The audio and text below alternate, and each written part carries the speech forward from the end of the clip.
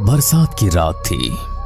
बादलों की गरज, तेज हवाओं की सरसराहट और कभी कभार आसमान को चीरता हुआ बिजली का उजाला। माहौल में एक अजीब सी बेचैनी थी। राजनपुर गांव के चौराहे पर कुछ लोग अलाव के पास बैठे थे। वहां के बुजुर्ग राम स्वरूप बाबा गांव के एक नए मेहमान अजय को समझा रहे थे। बेटा, रात में पुराना पीपल वाला रास्ता कभी मत लेना, चाहे तुम्हें कितनी भी जल्दी क्यों ना हो। क्यों बाबा, वहां क्या है? अरे दरअसल वो रास्ता भूतिया है। जो वहां गया या तो लौटा ही नहीं या पागल होकर लौटा है। बाकी गांव वाले सहम गए, लेकिन अजय जो शहर से आया था इन बातों को अंधविश्वास समझकर हंस देता है। राम स्वरूप बाबा ने धीरे धीरे कहानी शुरू की। बहुत साल पहले उस रास्ते पर एक भीषण हादसा हुआ था। गांव के ठाकुर साहब की बेटी राधा की वहीं हत्या हुई। उसके बाद से उस रास्ते पर रात में अजीब अजीब घटनाएं होने लगी। लोगों ने कसम खा ली कि सूरज ढलने के बाद वहां कोई भी नहीं जाएगा। हाँ बाबा, सच कह रहे हैं। मैंने अपनी आंखों से देखा है। एक बार रात में मुझे वहां सफेद कपड़ों में औरत दिखी जिसकी आंखें थी ही नहीं। अरे ये तो बस अंधेरे का वहम होगा। 2 दिन बाद अजय को शहर वापस लौटना था, मगर भारी बारिश में बस सेवा बंद थी। गांव के एक लड़के मोहन ने कहा, भैया अगर आपको जल्दी पहुंचना है तो पीपल वाले रास्ते से जाओ, वो छोटा है। लेकिन बाबा तो मना कर रहे थे। अरे वो सब पुरानी बातें हैं, आप डरते क्यों हो? अजय ने सोचा समय बच जाएगा। रात के करीब 9 बजे टॉर्च लेकर वो अकेला निकल पड़ा। रास्ता सुनसान था, दोनों ओर घना जंगल और बीच में कीचड़ भरी पगडंडी। टॉर्च की रोशनी में झिंगोरों की आवाज और कभी कभार मेढकों की टर टर सुनाई दे रही थी। अचानक पीछे से किसी के पैरों की आहट आई। अजय ने टॉर्च घुमाई पर वहां कोई नहीं था। ये शायद मेरा वहम है। कुछ कदम आगे बढ़ा तो एक औरत की धीमी सी सिसकियों की आवाज आई। कौन है वहां? कोई जवाब नहीं, बस सिसकियां जारी रही। थोड़ा आगे बढ़ते ही टॉर्च की रोशनी में एक सफेद साड़ी पहने औरत दिखी। उसके लंबे खुले बाल चेहरे को ढक रहे थे। आप यहाँ रात में अकेली? आपको मदद चाहिए? वो औरत धीरे धीरे सिर उठाने लगी और अजय का दिल धक से रह गया। उसका चेहरा खून से लथपथ था और उस औरत की आंखें ही नहीं थी। मुझे मेरे कातिल तक ले चलो। अजय डर के मारे पीछे हटने लगा। तभी अचानक उसकी टॉर्च बंद हो गई। अजय के कानों में अब सिर्फ पत्तों की सरसराहट और उसके अपने दिल की धड़कन थी। उसने मोबाइल निकाला पर सिग्नल नहीं था। अचानक पीछे से ठंडी हवा का झोंका आया और किसी ने उसके कंधे पर बर्फ जैसी ठंडी उंगलियां रख दी। अजय चीखते हुए पलटा, पर इस बार भी वहां कोई नहीं था। वो आ गया, वो आ गया। कुछ ही दूरी पर विशाल पुराना पीपल का पेड़ खड़ा था। उसकी जड़ों के पास काले कपड़ों में एक बूढ़ा तांत्रिक बैठा था। बाबा, यहाँ क्या हो रहा है? तुमने गलती कर दी बेटा। ये राधा का रास्ता है। उसकी आत्मा अब भी अपने कातिल को ढूंढ रही है। अचानक तांत्रिक ने आंखें बंद की और कुछ मंत्र पढ़ने लगा। तभी वो औरत फिर से प्रकट हुई, लेकिन इस बार उसके चेहरे पर भयानक गुस्सा था। ये इंसान यहाँ क्यों आया? हवा तेज हो गई, पेड़ की डालियां जोर जोर से हिलने लगी। तांत्रिक ने अजय को पीछे रहने का इशारा किया। राधा ये निर्दोष है, इसे छोड़ दो। कोई निर्दोष नहीं, सबने मुझे अकेला छोड़ दिया था। उस वक्त मुझे मदद की जरूरत थी। अजय को महसूस हुआ जैसे कोई अदृश्य ताकत पीपल की जड़ों की तरफ खींच रही हो। उसने पूरी ताकत लगाकर खुद को छुड़ाया, लेकिन उसकी टांगें कीचड़ में धंस गई। तांत्रिक ने मंत्र पढ़ते हुए अजय के कान में कहा, राधा के कातिल का नाम मोहन था, वही लड़का जिसने तुम्हें इस रास्ते पर भेजा। अजय दंग रह गया। मोहन? तांत्रिक ने बताया कि मोहन राधा का बचपन का प्रेमी था, लेकिन लालच में उसने उसे धोखा देकर मार डाला। तब से राधा की आत्मा इसी रास्ते पर भटक रही थी। अचानक मोहन दूर से आता दिखा। वो अजय को लेने आया था। आखिर तुझे पा लिया। मोहन डरकर भागने लगा, लेकिन पेड़ की जड़ें जैसे जिंदा होकर उसके पैरों में लिपट गई। राधा की आत्मा उसकी ओर बढ़ी और पल भर में मोहन की चीखें जंगल में गूंज उठी। फिर सब शांत हो गया। अब मैं जा रही हूँ, लेकिन ये रास्ता हमेशा याद रखेगा। जिसने मुझे धोखा दिया उसका अंजाम क्या होता है। इतना कहकर उसकी परछाई धुएं में बदलकर गायब हो गई। तांत्रिक ने अजय को गांव तक छोड़ दिया। अगली सुबह गांव में खबर फैल गई कि मोहन लापता है। अजय ने किसी को सच नहीं बताया, लेकिन जब भी वो उस रास्ते के बारे में सोचता उसकी रूह कांप जाती।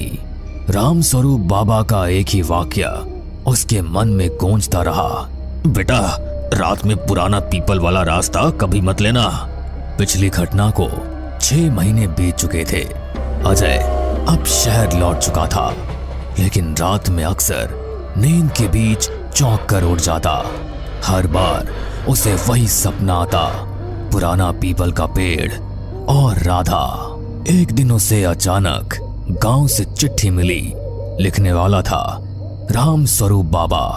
बेटा अजय, यहाँ फिर से अजीब घटनाएं हो रही है। लोग कहते हैं राधा की आत्मा वापस आ गई है, हमें तेरी मदद चाहिए। अजय के मन में डर था, लेकिन उसने जाने का फैसला किया। उसे लगता था कि शायद ये उसका अधूरा काम है। अजय रात को ही राजनपुर पहुंचा। चौराहे पर सन्नाटा था। हवा में ठंडक और एक अजीब सी बदबू फैली हुई थी। राम स्वरूप बाबा उसका इंतजार कर रहे थे। बेटा, तुम्हारे जाने के बाद से 3 लोग उस रास्ते से गायब हो गए। लेकिन राधा तो मोहन को ले जाने के बाद चली गई थी। बेटा, हम भी यही सोचते थे, पर लगता है उसकी आत्मा अब और भी शक्तिशाली हो गई है। तभी एक और आदमी, कमलेश, जल्दी जल्दी आया। बाबा, कालू चरवाहा आज शाम उसी रास्ते पर गया था और अब तक लौटा नहीं। अजय ने गहरी सांस ली। ठीक है, मैं आज रात वहीं जाऊंगा, लेकिन अकेला नहीं। मुझे कोई चाहिए जो रास्ता जानता हो। कमलेश ने हिचकिचाते हुए कहा, मैं चलूंगा, लेकिन अगर कुछ हुआ तो मैं भाग जाऊंगा। राम स्वरूप बाबा ने दोनों को तांत्रिक गिरधारी के पास भेजा। वही तांत्रिक जिसने पिछली बार अजय की मदद की थी। इस बार राधा अकेली नहीं है, उसके साथ और भी आत्माएं हैं। ये लो, ये लाल धागा पहन लो। रात के 10 बजे अजय और कमलेश टॉर्च और लाल धागा लेकर पुराने पीपल वाले रास्ते पर निकले। बारिश रुक चुकी थी, लेकिन कीचड़ अभी भी था। पेड़ों की डालियों से टपकते पानी की आवाज डर को और बढ़ा रही थी। भैया, हमें जल्दी करना चाहिए। हाँ, लेकिन सावधान रहना। कुछ दूर चलते ही वही ठंडी हवा का झोंका आया जो अजय ने पहले महसूस किया था। उसकी रीढ़ में सिहरन दौड़ गई। टॉर्च की रोशनी में अचानक कुछ चमका। अजय ने देखा दूर एक लड़की झूले पर बैठी है, सफेद कपड़ों में, लेकिन उसका चेहरा धुंध से ढका था। कालू, क्या तुम हो? लड़की धीरे धीरे झूले से उतरी और उनकी ओर बढ़ने लगी। धुंध हटते ही पता चला वो राधा थी, लेकिन उसका चेहरा आधा सड़ चुका था। वापस आ गए? अच्छा किया। अचानक चारों ओर से फुसफुसाहटें आने लगी। हमें भी मुक्त करो, मुक्त करो, हमें भी मुक्त करो, मुक्त करो। पेड़ों के पीछे से अंधेरे साए निकलने लगे, जिनके चेहरे इंसानों जैसे थे, लेकिन आंखें खाली गड्ढों जैसी। ये कौन है? ये मेरे जैसे हैं जिन्होंने धोखे में जान गंवाई। अब ये मेरे साथ है। एक साया अजय की ओर झपटा, लेकिन लाल धागा के पास आते ही चीख मारकर पीछे हट गया। राधा, कालू कहाँ है? राधा हंसने लगी। उसकी हंसी पेड़ों के बीच गूंज रही थी। वो यही है, मेरे साथ। अगले ही पल एक साया सामने आया, जिसकी गर्दन टूटी हुई और सर टेढ़ा था। अजय समझ गया ये कालू की आत्मा थी। तभी पीछे से मंत्रोच्चार की आवाज आई। गिरधारी तांत्रिक हाथ में त्रिशूल और दीपक लेकर वहां पहुंचे। राधा, तू फिर से निर्दोषों का खून बहा रही है। निर्दोष? सब पापी है। जिसने मेरी चीखें नहीं सुनी वो सब मरने लायक है। तांत्रिक ने जमीन पर गोला बनाकर अजय और कमलेश को अंदर खींच लिया। जब तक ये गोला है, ये आत्माएं अंदर नहीं आ सकती। राधा और बाकी आत्माएं गोले के चारों ओर घूमने लगी। उनकी आवाजें कान फाड़ देने वाली थी। गिरधारी ने त्रिशूल उठाकर जोर से मंत्र पढ़ा। तभी बिजली चमकी और पीपल का पेड़ जोर से हिलने लगा। अगर मैं नहीं तो कोई नहीं बचेगा। वो हवा में उड़कर सीधा गिरधारी पर झपटी। लाल धागा अचानक जलने लगा और एक तेज प्रकाश फैला। बाकी आत्माएं चीखते हुए पीछे हट गई। जब प्रकाश खत्म हुआ, राधा और बाकी आत्माएं गायब थी, लेकिन पीपल के पेड़ के तने पर एक गहरा काला निशान बन चुका था, जो धुएं की तरह हिल रहा था, जैसे अंदर कुछ अब भी जीवित हो। दिसंबर की हाट कपाती ठंड थी। अपने गांव जाने के लिए आरुष बस में बैठ चुका था। शायद मौसम का ही असर था कि ड्राइवर कंडक्टर के अलावा बस के अंदर सिर्फ 4 लोग ही यात्रा कर रहे थे। बाहर हर तरफ कोहरा ही कोहरा दिखाई पड़ रहा था। यहाँ पर बस 15 मिनट रुकेगी। जिसको फ्रेश होना है हो लो, फिर अगला स्टॉप मऊ होगा। ड्राइवर की बात सुनकर बस में बैठी बाकी सवारियों के साथ आरुष भी उस छोटे से ढाबे पर नीचे उतर गया। यह एक छोटा सा सुनसान ढाबा था, जिसके दोनों तरफ सिर्फ जंगल ही जंगल दिखाई दे रहा था। आरुष एक कप चाय पीने की इच्छा से ढाबे के अंदर पहुंच गया था। बस में बैठी बाकी की 3 सवारियां भी वॉशरूम की तरफ बढ़ गई थी। भाई, एक कप मसाला चाय देना। चाय तो है, लेकिन मसाला चाय अभी नहीं है। तो इसमें क्या दिक्कत है, फटाफट बना दो। अरे बाबूजी, आप रेस्टोरेंट में नहीं खड़े हैं, ये जंगल वाला ढाबा है। और आप जिस बस में आए हैं वो पूरे 7 मिनट में यहाँ से निकलने वाली है। अरे यार, तुम तो नाराज होने लग गए। अच्छा ठीक है, तुम चाय तो दो। बस में कुल 4 सवारी है, उन्हें भी छोड़ जाएंगे क्या? दुकानदार से चाय का कूलर लेकर वह एक टेबल पर बैठकर चाय पीने लगा। कुछ मिनटों में उसने अपनी चाय खत्म की और ढाबे के बाहर आया तो देखा बस निकल गई है। धूल उड़ाती बस को जाते देख आरुष भी उसके पीछे दौड़ लगा देता है, लेकिन ड्राइवर बस नहीं रोकता। कुछ देर तक बस के पीछे दौड़ने के बाद आरुष वापस ढाबे की ओर मुड़ जाता है। ढाबे के पास आकर वह देखता है कि ढाबे का मालिक ताला लगाकर जा रहा है। अरे भाई, अभी तो बस 5 बजे हैं। अभी से ढाबे में ताला लगाकर कहाँ जा रहे हो? अरे तुम अभी तक यही हो? लगता है तुम्हारी बस छूट गई। अब तो तुम्हारा भगवान ही भला करे। कैसी अजीब सी बात कर रहे हो? आखिर मतलब क्या है तुम्हारा? अरे सर, मैंने आपको बताया ना, ये ढाबा जंगल के बीचों बीच बना हुआ है। अब सुबह होने तक यहाँ से कोई बस नहीं गुजरने वाली है। ये जगह जैसी दिखती है वैसी है नहीं। आप बस इतना समझ लो, दिन ढलने के बाद यहाँ कोई नहीं ठहरता, इसीलिए आपका ड्राइवर भी यहाँ से बस भगा ले गया। अरे भाई, ऐसा क्या है यहाँ जो दिन ढलने के बाद यहाँ से कोई नहीं गुजरता? और उसकी बात का जवाब दिए बगैर ढाबे वाला अपने ढाबे में ताला लगाकर घड़ी की ओर देखते हुए तेजी से वहां से निकल जाता है। बड़ा ही अजीब आदमी था। शाम के 5 बजे ही ढाबा बंद करके भाग गया। ऊपर से पता नहीं बिन सर पैर की बातें कर रहा था। गांव के लोग अफवाह फैलाने में 1 नंबर होते हैं, ये तो मानना पड़ेगा। आरुष अपना मोबाइल निकालकर अपनी लोकेशन को चेक करता है तो उसे पता चलता है कि हाईवे से लगते हुए आगे ही एक छोटा सा गांव है। यहाँ तो दोनों तरफ जंगल ही जंगल दिखाई दे रहा है। अगर ढाबे वाले की बात सच थी तो इसका मतलब है अब रात में इस रूट से कोई भी बस नहीं गुजरने वाली है। रात में इस जंगल की रोड पर रुकना सेफ नहीं होगा। ऐसा करता हूँ, गांव में जाकर मदद मांगने की कोशिश करता हूँ। हो सकता है वहाँ मुझे रुकने के लिए कोई जगह मिल जाए। आरुष जंगल वाले रास्ते पर तेज कदमों से चला जा रहा था। शाम के 5:30 बज चुके थे। सर्दियों के दिन होने के कारण दिन ढल चुका था और चारों ओर अंधेरे ने अपना कब्जा जमा लिया था।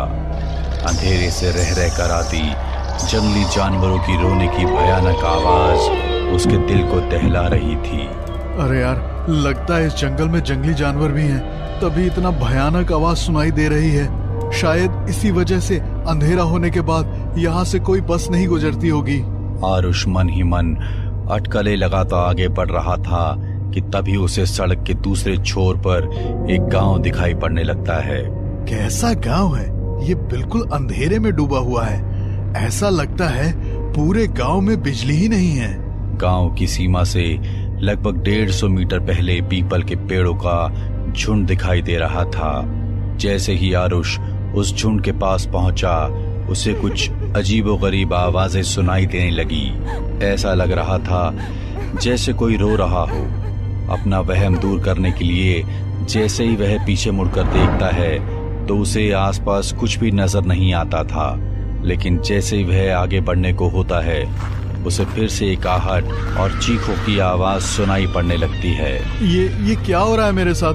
बार बार ऐसा लग रहा है जैसे कोई शक्ति है जो मुझे इस गांव में घुसने नहीं देना चाहती। हाईवे पे घूमते छलावों की कहानी तो मैंने भी सुन रखी है। कहीं इस पेड़ पर कोई छलावा तो नहीं है? आसपास का सन्नाटा और अंधेरा देखकर अब आरुष को भी डर लगने लगा था। उसने कुछ ही कदम बढ़ाए थे कि तभी उसे पेड़ों के पीछे से झांकते किसी शख्स का आधा शरीर दिखाई दे जाता है। कौन हो तुम? कौन हो तुम? ही इतनी देर से आवाजें निकालकर मुझे डरा रहे हो ना? आरुष की बात सुनकर वह आदमी पेड़ के पीछे से बाहर आ जाता है। वह कोई तकरीबन 20-25 बरस का आदमी था, जिसके लंबे लंबे घुंघराले बाल थे, जिससे उसका आधा चेहरा ढका हुआ दिखाई दे रहा था। क्या तुम्हें कोई आवाज सुनाई दी? ज्यादा बनो मत, मेरे नजदीक मत आना। देखो, मैं अभी पुलिस का नंबर मिला दूंगा, दूर हटो। अरे मैं कोई चोर हूँ क्या जो तुम पुलिस को नंबर मिलाओगे? डरो मत, मैं भी डर के कारण ही यहाँ छुपा हुआ था। डर? आखिर किसका डर? देखो, मैं पास के गांव में रहता हूँ। आज मेरी भैंस चरते चरते न जाने कहाँ निकल गई। उसे खोजते खोजते दिन ढल गया और मैं इस मनहूस गांव के पास आकर अटक गया। अरे अटक गया से क्या मतलब है? जंगल में ऐसे पेड़ के पीछे छुपने से कुछ नहीं होगा। या तो सुबह तक तुम ठंड से अकड़ जाओगे या कोई लुटेरा तुम्हें मार कर फेंक जाएगा। चलो अंदर गांव में चलकर मदद मांगते हैं। अरे तुम्हारा दिमाग खराब है क्या? मैं इस गांव के आसपास भी नहीं जाने वाला और तुम्हें भी यही कहूंगा कि चले जाओ यहाँ से। ये आदमी क्यों नहीं चाहता है कि मैं गांव में जाकर मदद मांगूं? मुझे तो ये आदमी कुछ ठीक नहीं लग रहा। कहीं ये सच में कोई लुटेरा हुआ तो? ये भी हो सकता है कि ये कोई भूत प्रेत हो। ऐसे अचानक से पेड़ के पीछे प्रकट हो गया, मुझे इससे दूर ही रहना चाहिए। देखो भाई, तुम्हें अपनी भैंस बकरी जहाँ ढूंढनी है ढूंढो, मेरा रास्ता छोड़ो। मैं जाकर गांव में अपनी रात बिताने का इंतजाम कर लेता हूँ। तुम्हें सचेत करना मेरा काम था, बाकी जैसी तुम्हारी मर्जी। आरुष गहरे अंधेरे को देखते हुए तेज कदमों से गांव की सीमा में घुस गया था। सामने लगभग 200 मीटर की दूरी पर 2-3 कच्चे पक्के से घर दिखाई दे रहे थे। आरुष अपने मोबाइल की रोशनी में आगे बढ़ रहा था कि तभी उसे सामने के घर के बाहर लगे पेड़ के नीचे कोई महिला दिखाई दी। इससे पहले कि वो कुछ समझ पाता, अगले ही पल वह औरत जोर जोर से हंसते हुए पेड़ पर उल्टी लटकी हुई दिखाई देने लगती है। अब तो आरुष के पैरों के नीचे से जमीन सरक गई थी। वह उल्टे पांव वहां से भागते हुए फिर से उसी पीपल के पास पहुंचा तो वह आदमी उसे कुछ दूरी पर पैदल जाता हुआ दिखाई पड़ा। लगता है मुझसे गलती हो गई। वो आदमी ठीक कह रहा था, कुछ तो गड़बड़ जरूर है इस गांव में। आरुष दौड़ते हुए उस आदमी के पास पहुंचता है। आप ठीक कह रहे थे, वो गांव, वहाँ कुछ तो है। मैंने अपनी आंखों से एक औरत को पेड़ पर लटकते हुए देखा। मैं जो बताऊंगा उस पर यकीन कर पाओगे? क्यों नहीं, मुझे आप पूरी बात बताइए। आखिर इस गांव का क्या रहस्य है? जिसको तुमने अभी अभी पेड़ पर लटकते हुए देखा वो कोई औरत नहीं बल्कि प्रेत था। ये गांव पिछले 75 सालों से ऐसे ही खाली पड़ा हुआ था। यहाँ पर कोई नहीं रहता है। तो इस गांव में रहने वाले लोग आखिर कहाँ चले गए? आजादी से पहले की बात है। देश पर अंग्रेजी हुकूमत थी। उस अंग्रेजी हुकूमत में जो हिंदुस्तानी अंग्रेजों के तलवे चाटते थे वो ऐसे छोटे छोटे गांव पर राज किया करते थे। इस गांव में रहने वाली एक लड़की पर एक रोज अंग्रेज वायसराय की नजर पड़ गई। जब गांव के मुखिया को पता चला कि अंग्रेज अफसर गांव की लड़की को पसंद करता है तो उसने उस लड़की के बाप को खूब डराया धमकाया और उसकी बेटी को अफसर के साथ भेजने के लिए कहने लगा। भाइयों, आज मेरी बेटी पर उस अंग्रेज ने बुरी नजर डाली है। कल को ये किसी भी बहन बेटी के साथ हो सकता है। इसलिए हमें इस अंग्रेज से डरे बिना उसका सामना करना होगा। हमारी बहन बेटियों की इज्जत पर बात आए तो हम चुप नहीं बैठेंगे। हाँ, तुम बिल्कुल ठीक कह रहे हो। हम सब तुम्हारे साथ हैं। हम चुप नहीं बैठेंगे चुप। अगले ही दिन लड़की का पिता पास के गांव में जाकर अपनी बेटी का रिश्ता पक्का कर देता है और दूल्हा बारात लेकर गांव में पहुंच जाता है। हर तरफ खुशी का माहौल था। गांव के सारे लोग शादी में शरीक होने के लिए मंडप में जमा थे। दूल्हा घोड़ी पर बैठा हुआ था कि उसी क्षण मुखिया को यह खबर लग गई कि रूपा की शादी हो रही है। इन लोगों को इतनी हिम्मत हो गई है, मेरे समझाने पर भी ये रूपा की शादी करवा रहे हैं। इससे पहले कि वो गोरा मेरी खाल खींचे, मुझे इन्हें सबक सिखाना होगा। मुखिया अंग्रेज सैनिकों के साथ आधी रात को गांव में घुसा और रूपा के घर पर पेट्रोल को छिड़ककर चारों ओर से आग लगा दी। पूरा का पूरा गांव एक ही दिन में उस आग में खत्म हो गया। लेकिन मरने के बाद भी उन लोगों की आत्मा को शांति नहीं मिली और तब से लेकर आज तक वो लोग इस गांव में ही भटक रहे हैं। मुखिया और उसके सभी आदमियों को मारकर उन्होंने अपनी मौत का बदला तो ले लिया, लेकिन उस दिन के बाद ये गांव हमेशा के लिए शापित हो गया। इसलिए अंधेरा होने के बाद गांव की सीमा को पार करने का मतलब अपनी मौत को बुलाना। आज तक जो भी वहां गया कभी लौट कर नहीं आया। इस घटना के 70 साल बीतने के बाद भी उस गांव में जाने की कोई हिम्मत नहीं दिखाता। मेरी जान बचाने के लिए आपका बहुत धन्यवाद भाई। लेकिन अब हम रात कहाँ गुजारेंगे? आओ, मैं एक जगह बताता हूँ। वह आदमी आरुष को लेकर एक पुराने से घर में चला गया। ये जगह थोड़ी पुरानी है, लेकिन यहाँ कोई खतरा नहीं है। तुम सुबह तक यहाँ रुक सकते हो। गांव की खौफनाक कहानी सुनकर आरुष का रोया रोया डर से कांप रहा था, क्योंकि वो उस गांव की सीमा में पैर रखकर लौट आया था। अरे भाई, आपका नाम नहीं बताया आपने? किशन कुमार। आरुष को उस पुराने से मकान में छोड़कर किशन वहां से बाहर निकल गया। आरुष ने किसी तरह वो रात बिताई। सुबह बस के हॉर्न की आवाज से उसकी नींद खुल गई। लगता है सुबह हो गई। सुबह का उजाला उस टूटे फूटे पुराने कमरे को रोशन किए हुए था। कमरे में चारों ओर नजर दौड़ाते हुए अचानक आरुष की नजर शादी के कार्ड पर जाकर थम गई, जो सामने रखी कुछ किताबों के पास बिखरे थे। किसी की शादी का कार्ड लगता है। रूपा संग किशन, 22 दिसंबर 1946। आरुष का चेहरा डर से सफेद पड़ गया था। जिसके साथ आरुष ने रात बिताई थी वो कोई और नहीं, रूपा का दूल्हा किशन था। बाकी गांव वालों के साथ साथ वो भी आज तक भटक रहा था, लेकिन शायद उसके भटकने का मकसद अलग था। हमें पूरा यकीन है दोस्तों कि आप लोगों को ये कहानी जरूर पसंद आई होगी। अगर आपके साथ भी कुछ ऐसे अनकहे किस्से हो चुके हैं तो प्लीज हमारे साथ शेयर करें। हम जरूर अपने चैनल पर उनको दिखाएंगे। हमारी ईमेल आईडी नीचे डिस्क्रिप्शन बॉक्स में दी गई है, तो प्लीज हमारे वीडियो और चैनल को शेयर एंड सब्सक्राइब करें और बने रहे हमारे साथ ऐसे ही अनकहे किस्से और कहानियां सुनने की।